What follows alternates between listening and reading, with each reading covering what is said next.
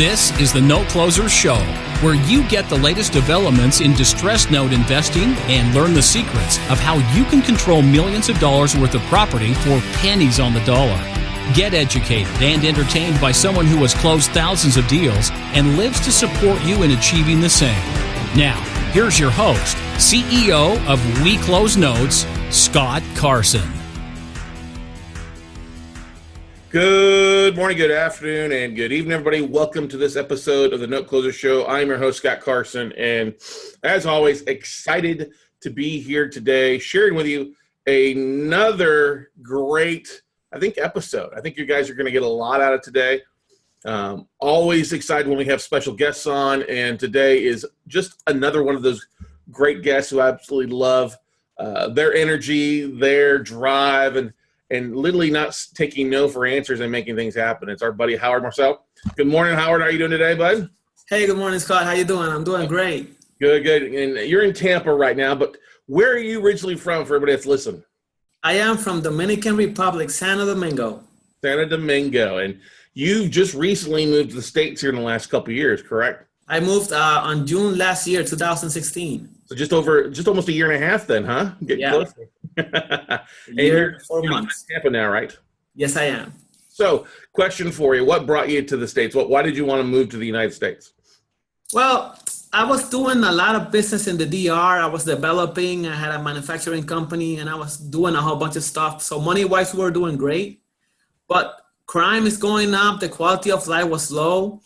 I was concerned about how we were raising our kids. They had to be behind bars all day or in a private club. So we just wanted to have a better quality of life, less crime.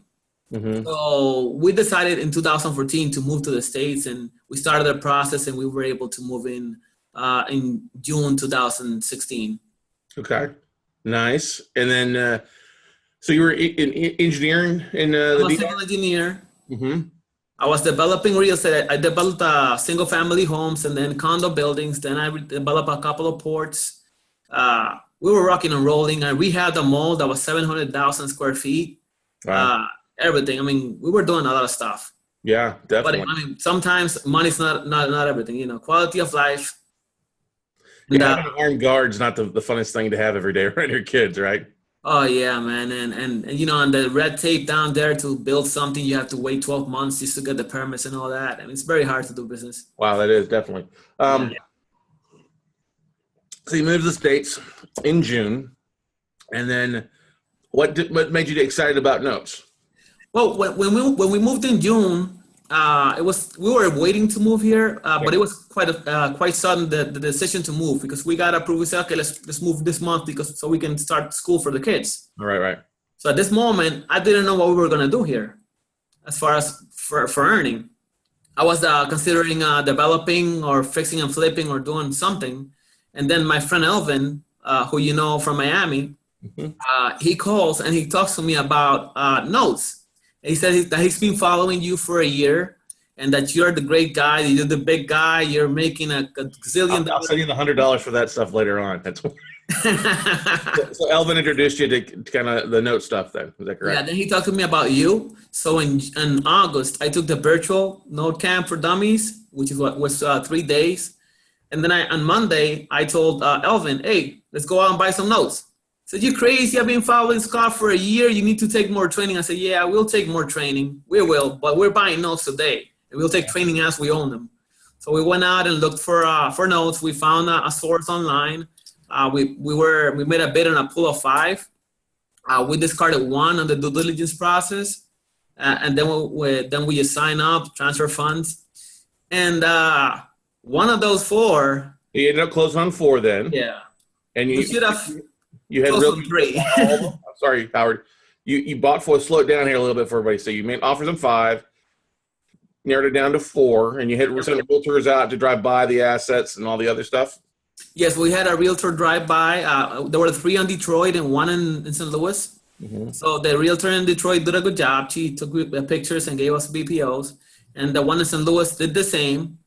We were very excited about that house in St. Louis. It was a beautiful house, move-in ready, manicure lawn, everything awesome. And we picked that up for, I think it was $12,000.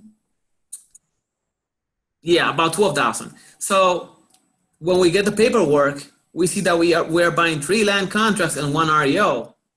So I was a little bit confused. It was our first deal. I wasn't sure, so we just signed everything and tried to work out through the REO. And then we just confirmed it wasn't an REO. So we had our realtor on St. Louis go look at it and say, hey, we're going to sell this one, just list it. But when he went down, he said, come on, this is not the address you gave me last time. And he went to the actual house. He made a mistake when he went the first time. Oh. Yeah. So you know that house that you would never buy, all, not taken care of, all ugly? That's the house we bought. So the realtor drove by the wrong house. Yep. Took a picture of the wrong house and everything. Wow. Mm. But I spoke with Elvin and we said, hey, let's just rip this Band-Aid off real quick because, we have 4. We're not going to stop and cry for this one. Mm-hmm. So we sold that in December. We lost like $2,000, so we didn't get killed or anything. It wasn't and it gave me, I like that deal a lot because we are very afraid of how much money we're going to lose if this goes wrong. We did everything wrong on that one and we lost $2,000. Mm-hmm. So I said, hey, if we do something right, we're not going to lose any money. Mm-hmm. And it was a very good learning experience. But it could have been a lot more expensive, you're right. But so you just basically said, hey, let's just get this thing sold. You just sold it for $10,000. Is that like 10.5? Yeah. Just a local fix and flipper or what there in St. Louis? Yeah, to a local fix and flipper. Okay. So, but then you focused on the fact that you had other 3 deals. So what happened to those other 3? Well, we closed. One of the deals was the best house on Detroit. It had a manicure lawn. It was a beautiful house. It was taken care of. It had flowers. So it showed pride of ownership. We thought that was like 100% chance that house was going to be a real estate and they were going to keep their house. We were wrong. She never picked up the phone. We did lost mitigation, sent letters, did everything we could, and never got in touch with her. Sometimes she picked up the phone herself and said it was the wrong number. Because, yeah, who's calling before saying wrong number? Mm-hmm. Really? So we couldn't work anything out with her. We forfeited the land contract. We got possession of the property on July this year, August. We had the realtor go by. The property, she thought it was still occupied because the lawn has just been mowed. I said, well, let's knock on the door. Let's verify. She knocked on the door. It was open. She went inside. The house was move-in ready. Nice. Not a single piece of paper, no trash, no junk. It was move-in ready.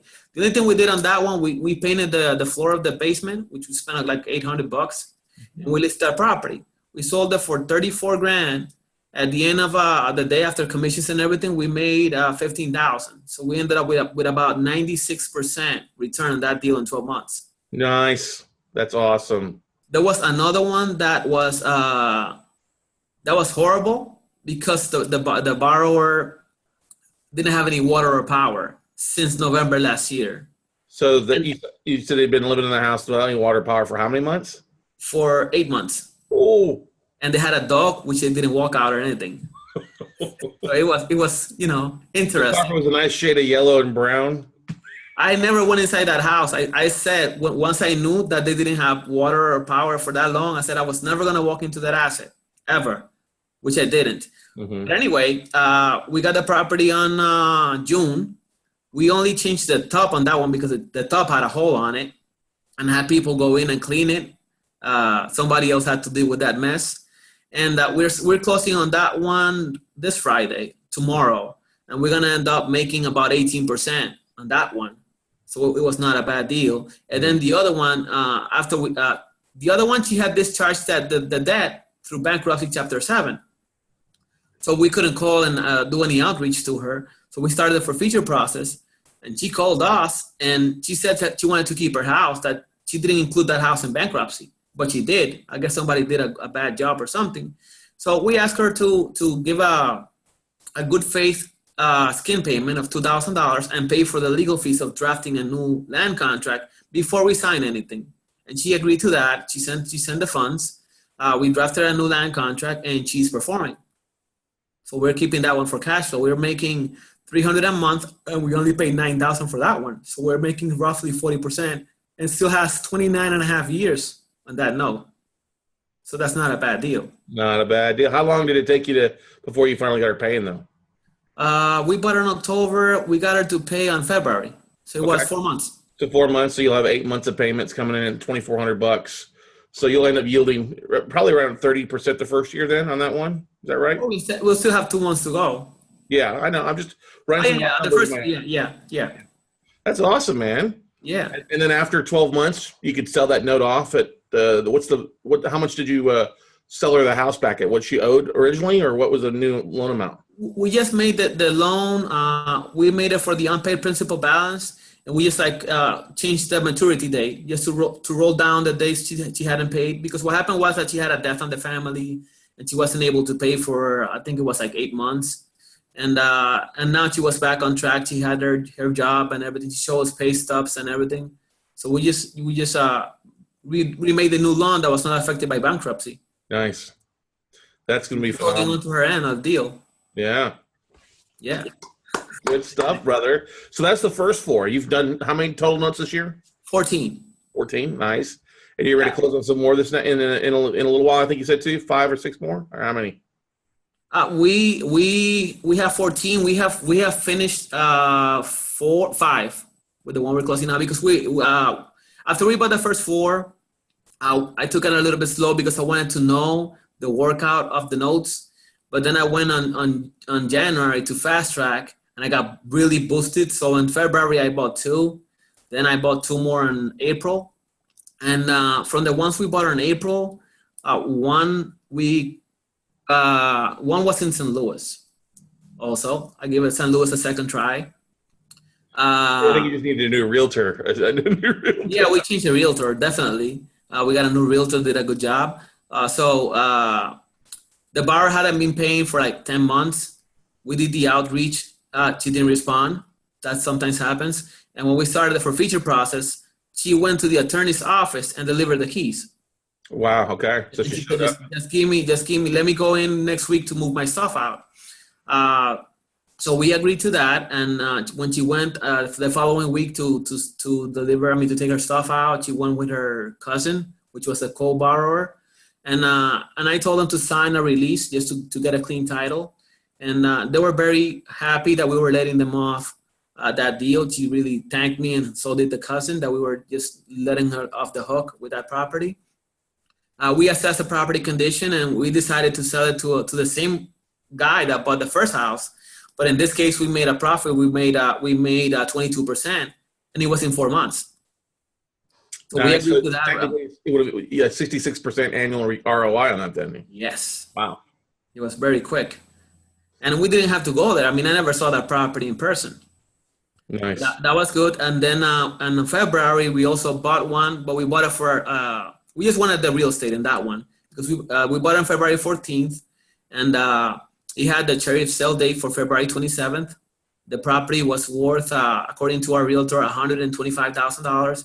And we paid $56,000 for it. So now we have the property. We put about $15,000 in rehab into it, and we're gonna list it this week. So we're in it for $80,000, and it costs. I mean, we plan to sell it for $125,000. Nice. That's too. That'd be a nice 50% ROI on that one. Yep. That's awesome, man. I'm so proud of you. What do you say to people who say this business is too tough?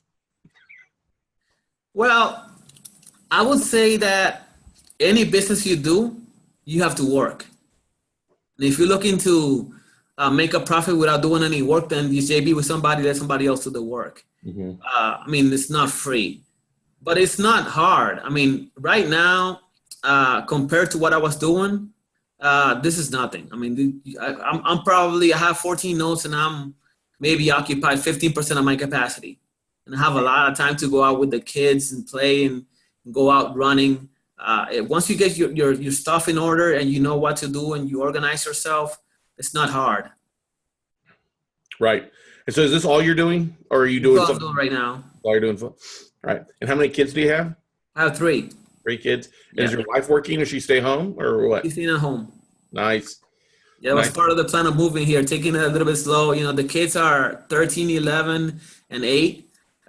You know, in a few years they won't be here. We will be missing them a lot, so we are trying to make the most out of this time.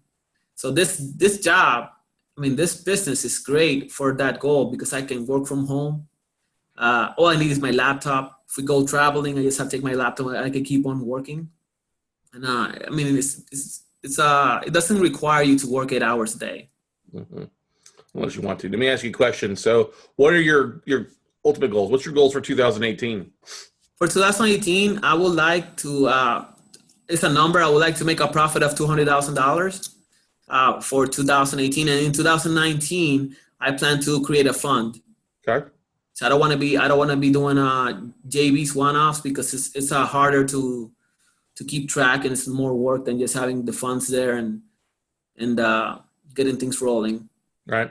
And you've been doing mostly individual JVs or self-funding deals? I've done about 60% self-funding, about 40% JVs, but that is because I didn't take your advice at the beginning. You said to use other people's money. But at the beginning, like most of us investors, we are afraid. We want to test a concept and all that. But after the fast track, I convinced myself, I mean, you convinced me that, I mean, it does work and I've seen it work. So, I mean, this business works. If you do things right, you're going to make a profit and you're going to be helping borrowers and you're going to be helping investors. So there's a lot of people that have funds that they don't know what to do with it. They have funds on their self-directed IRA. They have funds on their savings account and they're not doing anything. Once I gave them the opportunity to make a return, to make 11, 12, whatever percentage, I'm helping them, I'm helping myself, and I'm helping borrowers. So, I mean, this is a great business model. Right. Are you doing a lot of networking there in Tampa? Or? Yes. I've been going to the RIA meetings. That's all. I mean, you told me that too. When I started going to the RIA meetings, I got an investor from that. I got one investor from the mastermind group. I have another one in Q. And my first investor was a friend. Well, it's a supplier that I had in DR. I bought a software from him, and he's always been calling me for advice on real estate and investments. And once he saw me, what I was doing now, he said that he wanted in. And I hadn't emailed everybody. And you told me when I said I was struggling getting investors, you told me to email everybody, all my contacts. And I did that, and immediately within 30 days, I had one investor on board. And then after that, after I've been showing results, I have 4 investors in lineup to invest. That's awesome, man. I'm so excited for you. Let's see here. Donovan asked a question, which I think we just already answered. Did you fund these deals with a JV partner? So you already told about 60% self-funded and 40% JVs. Now, how much in JV money do you have lined up between those 4 that are sitting on the sidelines ready to roll? $250,000. Okay, there you go. That should be enough to buy a few notes for you, huh? Oh yeah. Now I'm chasing the notes. At one time, like every business, at one time I had no investors and I had too many notes. Now I have a lot of investors, and now I have to work on my note sources. Mm-hmm. And I know the next step is going to be I'm going to have too many notes again. I'm going to have to source for investors. But that's the way you grow. I mean, that's no normal course of a business. Right. And so you're leveraging, obviously, with you investing in Detroit and St. Louis. And what other cities have you invested in? Michigan and Missouri? Where else? Cleveland, Akron. I have 3 notes in Akron. Mm-hmm. I have the REO in Cleveland. And then the rest is Michigan right now. What I had in St. Louis, we sold already. Okay, cool, awesome, good stuff. That's phenomenal, man. And you're still just hanging on Tampa, though, right? Yep.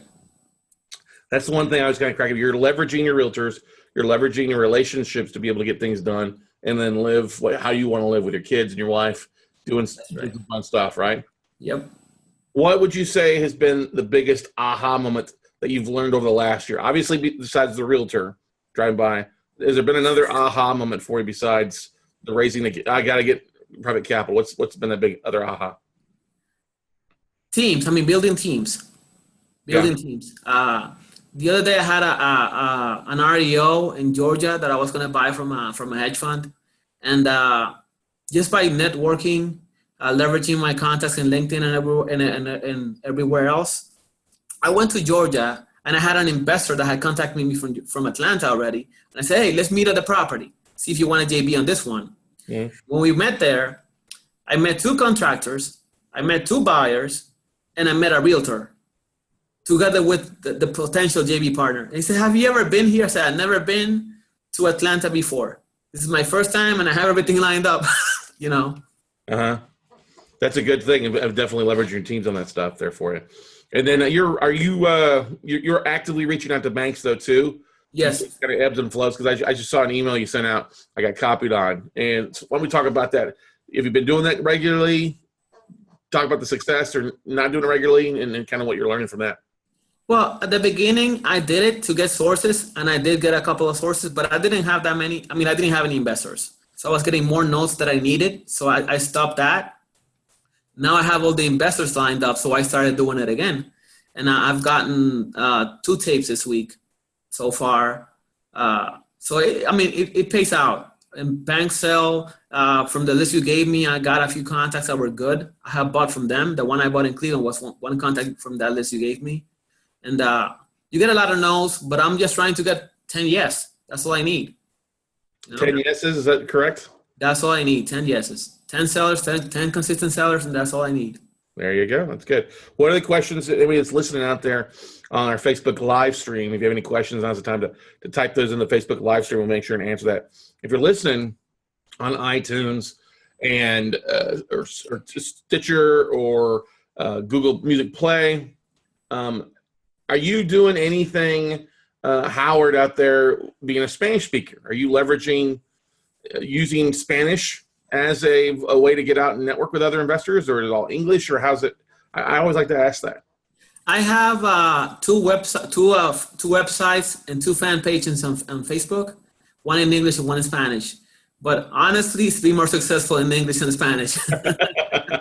Well, but it also just takes time on a regular basis. You've done a couple. I think you've done a couple videos that were both English and Spanish though too, correct? Yeah, all of them.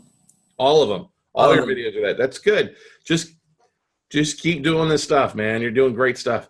Now, what's been your best marketing tools? Has it still been just meeting people in person and talking, or is there another thing you've been doing? Well, emails are very effective. I mean, I was doing it consistently, but now I'm not doing it because at this moment I have investors lined up. But I'll start doing it as soon as I fill this up. I fill the ones that I have up. So emails work. They're very good. And they also work for asset managers. I've sent them emails. They may not respond on the first one, but they will respond on the 4th, 5th, or 6th one. Mm-hmm. So that works a lot. That's been my most effective way of getting contacts. In Instagram, I got a lot of likes. A lot of people follow on Instagram, but I've been getting more results from emails. Nice. Yeah, and just doing it on a consistent basis there for you. Now, sending out to your database, how big is your database of contacts besides asset managers? How big is your database? I have 1,800 that I've been mailing out, but I have 8,000 and change on LinkedIn. Okay. That I haven't downloaded yet to MailChimp. Why not? Because I'm looking for assets right now. As soon as I get those, then I'll because I don't want to blast everybody and then get 10 more investors and have them to put them on wait. Okay. We got a question here online. Donovan asked the question, at what point do you think you'll need to bring on a partner there in Tampa? I don't think I'll need to have a partner because all I'm going to do is hire virtual assistants. Right now I'm doing 100% of the work because I have the capacity. But as long as once I feel my capacity or reach at least 60% of it, I'll start outsourcing stuff. Mm-hmm. And you can do a lot of the work. You can have people run through your tapes. You can have people manage your online campaigns. I mean, you can outsource everything. This is the beauty of this day and age. You can outsource everything almost. Nice. Yeah. Yeah. Now, I'm going to ask you a question. You don't have to answer it. Are you living off of your income from the notes, or are you still living off of income that you made previously? From income that I made previously. Okay. But how soon, based on some success, do you think you'll be able to be living completely off of the note income here in the next 6 to 12 months or close? Or I think that for this year, I'll cover probably 65% of my expenses, which is not bad for our first year in business. I mean, other businesses I had, like when I started my construction business, I started covering my expenses on year 5. Wow. And any other business I've been in, you don't cover all your expenses in year 1. Right.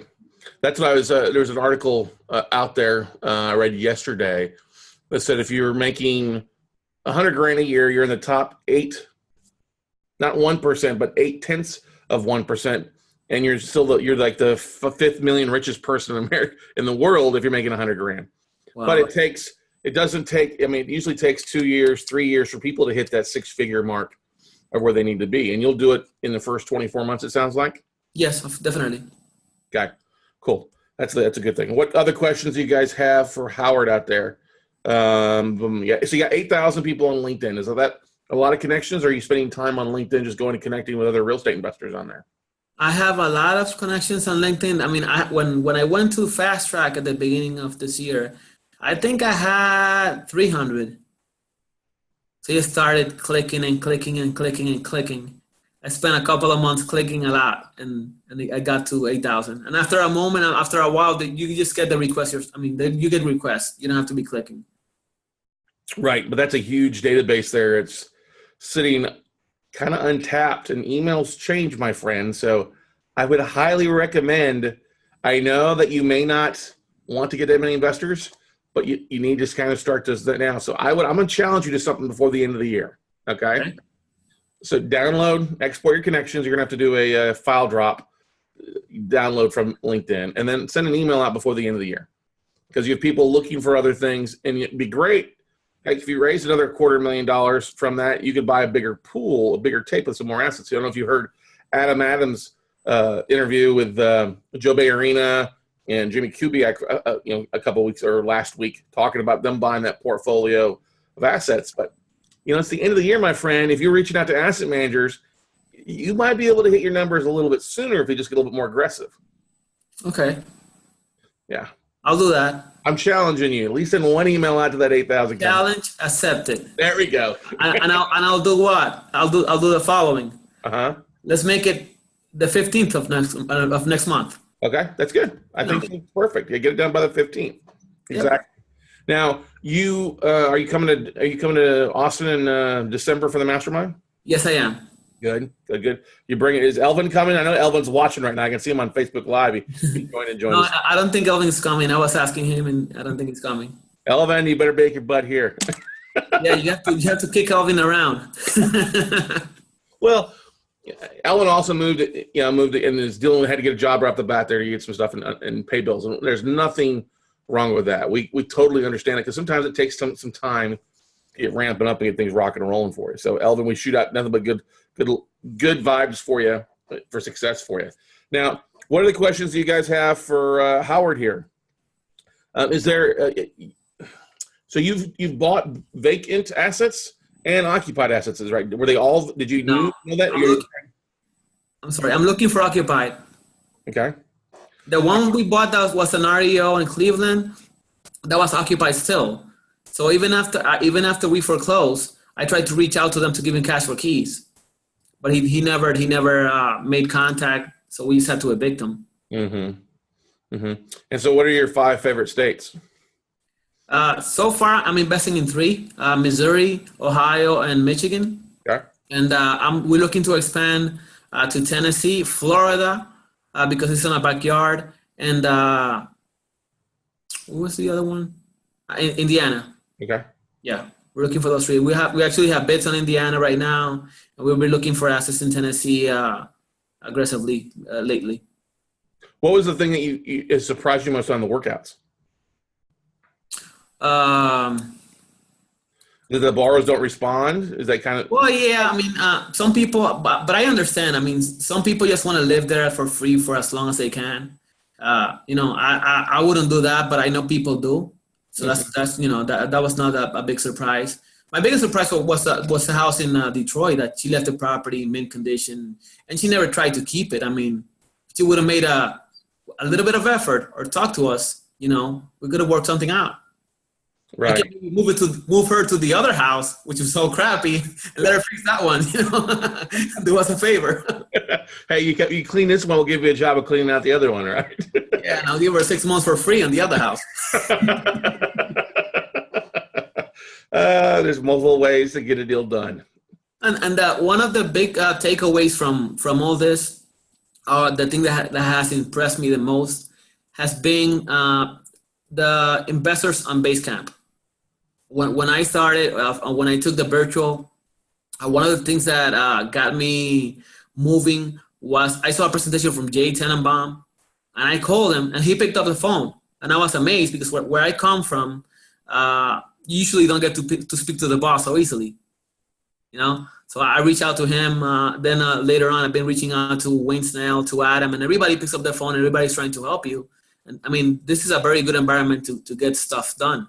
I mean, you get a lot of support. You have questions. Sometimes I have a lot of rookie questions, and people bear with me and give me answers. And that's great. I mean, you don't get that that easily in any other business. I mean, every other business I've done, I had to learn the hard way, make my mistakes and lose money, lose time. But here, I call you, I text you, you give me an answer. You save me probably a ton of money and a ton of time. And I talk to the other guys in Basecamp, and they're really helpful.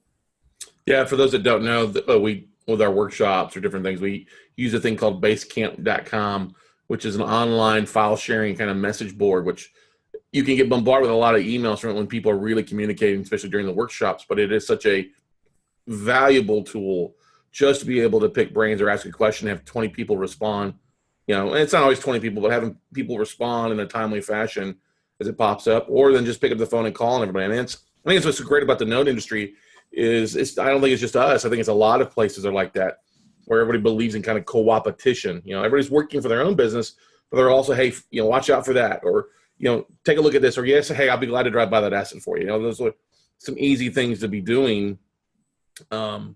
You know, easy things to do for other people to help out, because at some point they may need you to drive by a property in Tampa and vice versa. You know what I mean?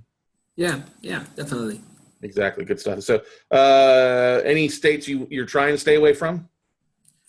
I have mixed feelings about Illinois, Crook County. Yeah. Well, Crook County is not all of Illinois. I know. Yeah, but, you know, as I have my experience, having very hard red tape to get things done, I think a lot of people are going to be running from Crook County and counties that are very hard. But I'm kind of used to that, so it wouldn't be such a big challenge for me to deal with them. So maybe there's an opportunity there that I might be able to explore. Right. That's something that I have in the back of my mind. Maybe further on when the business is bigger, I would probably do a little a trial run there, see what happens. Yeah, well, just stay outside of Crook County and you'll be fine. Trust me. Don't do any trial runs in Crook County. Say that there's, or Indiana. I mean, there's enough in Indiana too, as well for you. It's a much friendlier state when it comes to things for the most part. So, any final words you want to leave people with? Any words of wisdom, my friend? Well, I would say if you're starting on this business, at the beginning, you're going to be afraid like everybody else. Just do your numbers as Scott's going to teach you. If the numbers add up, go for it. I mean, if you miss, you're probably going to lose $2,000, and that's not a big deal. I mean, we spend $2,000 sometimes on something stupid. And I mean, if you spend $2,000 learning the note business, then it's very worth your while, and you're going to make a lot more than that in the future. There you go. Don't be afraid to dive in and figure it out. Yeah. You're not going to lose 100%. That's almost impossible. I think it's the biggest thing that a lot of people say is you learn more your first deal than you do from any book, any workshop, any video online. It's the getting your hands dirty, rolling your sleeves up, and kind of not figuring out as you go, but figuring it out and being able to reach out and have people that they're there to help support you, answer your questions, because there's plenty of them out there. So I agree 100%. I went to college for 5 years to become an engineer, and I learned more in the first 2 months on the job than I did in college. Yeah. You always have to jump in, and then you learn. Exactly. Amen to that. Well, Howard, thank you so much. I appreciate you giving me an update and shooting me a text message. Let me know how well you're doing. It's glad to have you on here. Look forward to seeing you in December here. You'll be here before we know it. Less than 45 days out, man, huh? Yep, it is. And how's everything? Everything okay there in Tampa where you're at with the hurricane came through? Everything okay? Oh, yeah. We lost power for 20 hours on my house, but I went to a friend's house that has a newer house. So we stayed there grilling all the hurricane. He didn't lose power. And in the island where I come from, we lived through a few hurricanes.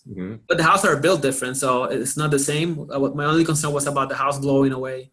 but nothing happened. We lost power for 20 hours, and not a big deal. Not big branches fell down. Other people spent like maybe a week without power, but it was not such a big deal. I've been without power before. You lived without power before, you can live without it again, right? Yep. All right, Howard. Well, hey, thank you so much for joining us here and sharing your stories and some of your deal scenarios and things like that. Very, very proud of you. What's your company name? You have a website you want to share for everybody? LHEventures.com is the website. Company's L as in Larry, H as in Harry, E as in Elephant, Ventures, LLC. LHEventures.com is the website to reach out to Howard. So awesome, bud. Look forward to seeing you in a few weeks, man. And have a great day. And are you taking your kids trick or treating? You're gonna be dressing up? Yeah. What are you dressing up as? As the Joker. The Joker. Very nice there, buddy. Good stuff, man. Well, hey, you take care, and we'll see you later, Howard. All right? All right. Thank you, man. Thanks, bud. All right, everybody. Hey, that's going to wrap it up here for this episode of the Note Closer Show. Once again, thanks to Howard for joining us for a couple minutes on there. Look, if I can share anything with you, if you're listening on the podcast on iTunes or Stitcher, or you're watching this on Facebook Live, if you're sitting on the sidelines, get in the game.